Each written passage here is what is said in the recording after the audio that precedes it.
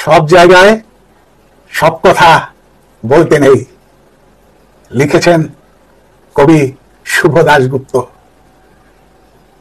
সব কথা বলতে নেই, পরস্ত্রীর সৌন্দর্যের কথা আর অফিসের সঠিক মাইনের কথা নিজের বউকে বলতে নেই।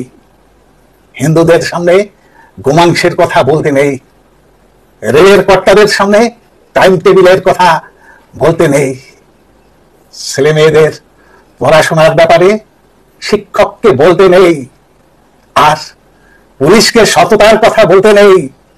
যখনই যা ইচ্ছে হলো বলে ফেলতে নেই। ইচ্ছে আপনার করবে, জিভটা উসখুস করবে, গলার ভেতরটা কুটকুট করে উঠবে, তবু বলতে নেই।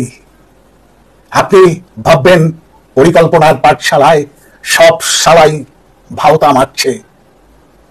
ভাবতে নিশ্চয়ই পারেন, কিন্তু বলতে নেই। আপনি ভাববেন হাসপাতাল, থানা, সরকারি দপ্তরগুলো ক্রমশ ফুরে আর দালালদের মৃগয়া ক্ষেত্র হয়ে উঠেছে।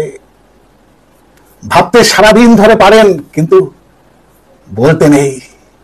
এমনি বাজারে ছেড়ে দিলে 20 টাকা রোজের মুটিগিরিও যুক্ত না যে বেটার। রাজনীতির সোনার কাঠির ছোঁয়ায় সেবাটা গাড়ি বাড়ি করে জনগণের মাথায় চড়ে ব্রেক ডান্স করছে। সেসব ভেবে আপনি তেলে বেগুনে জ্বলে উঠতে পারেন, কিন্তু বলতে নেই। প্রাক্তন মন্ত্রী জেলে ঢুকছেন, পর্দার মেগা স্টারেরা কোটি কোটি টাকার ট্যাক্স ফাঁকি দিচ্ছে, আর টিভিতে মেরা দেশ মহান বলে হাঁটছে। বাংলার সিনেমা বিদের মেয়ের পাল্লায় পড়ে সিঁদুর নিয়ে না বুঝে বলে আত্মনাদ করছে। 100 টাকার ধাউস পূজা সংখ্যায় উপন্যাসে কাহিনীর চেয়ে ছায়া আর ব্লাউজের কথা বেশি থাকছে।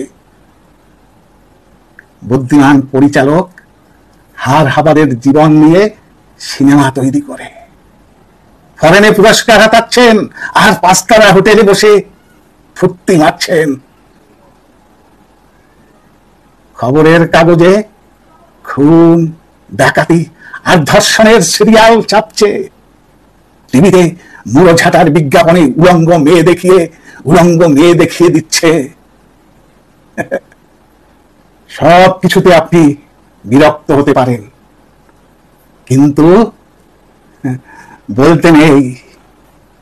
কারখানার পর কারখানা বন্ধ হয়ে যাচ্ছে, শ্রমিকেরা বাড়ি হাতে ভিক্ষে করছে, গলায় দড়ি দিচ্ছে, আর ইউনিয়নের দাদারা রান্নাঘরে টাইলস বসাচ্ছেন। সাংসদ বিধায়করা প্রীতি ক্রিকেট ম্যাচ খেলছে। দেখে শুনে আপনার বাপের নাম খবেন হয়ে যেতে পারে, কিন্তু বলতে নেই। বলেছেন কি ফেসেছেন? লাল বলবে ও বেটা নীলের দালাল, প্রতিক্রিয়াশীল, আর নীল বলবে ও বেটা লালের দালাল, দেশদ্রোহী। মাঝখান থেকে আপনি নাকাল, আপনার ধোপা নাপিত বন্ধ হয়ে যেতে পারে।